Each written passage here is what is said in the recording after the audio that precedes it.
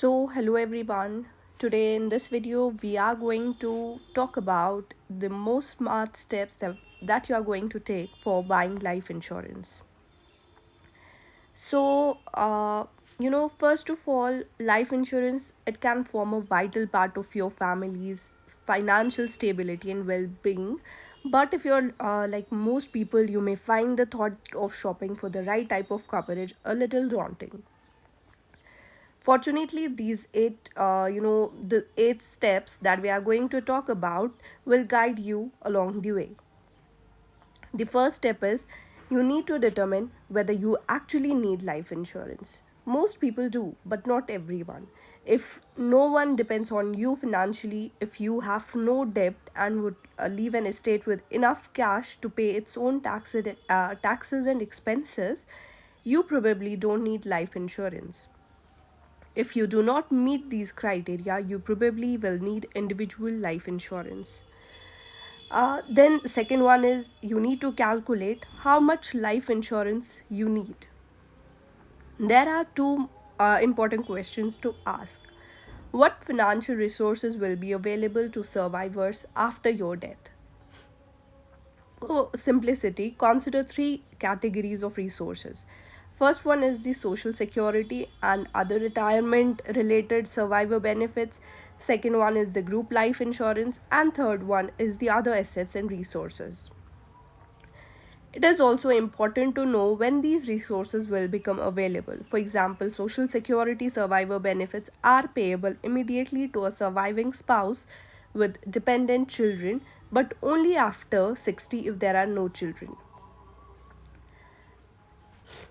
Then, what financial needs will your survivors have after your death? For simplicity, consider these categories of requirement. First one is the final expenses, second one is the debts, and third one is income needs. Then subtract your survivors' financial resources from their financial needs, then to determine how large a policy to buy. Many people are insured often because they skip these steps or take a shortcut, such as simply buying a multiple of annual income. Then the third one is you need to consider other objectives you may have for your life insurance. Some types of life insurance policies include a savings feature that can be used for purposes other than paying death benefits. Then fourth one is you need to determine what type of life insurance is best that can meet all of your needs. Essentially, there are three types of life insurance policies, that is the term life, whole life, and universal life. If you need the insurance for only a specific period of time or are on a limited budget, a term policy which has lower premiums may be good fit. If, however, you need the insurance for as long as you live and want to accumulate savings, a whole or universal policy may be a better choice. Then you need to find out if you need to add any riders to the policy. There are two that you should consider: waiver of premium and guaranteed insurability. Some policies come with one or both included with the basic contract, but if not, it's generally a good idea to add them. Waiver or of premium pays the life insurance policy premium for you if you're disabled. Guaranteed insurability permits you to add the death benefit without providing additional evidence that you are in acceptable health.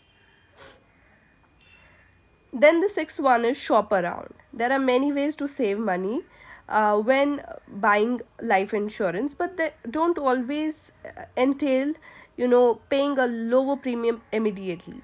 That said, life insurance is a very competitive business, so quotes can vary significantly between companies. Then the seventh one is decide whether to pay premiums annually. In most cases, it's better to pay annually rather than in installments because there is often a relatively large additional charge for paying smaller amounts more frequently.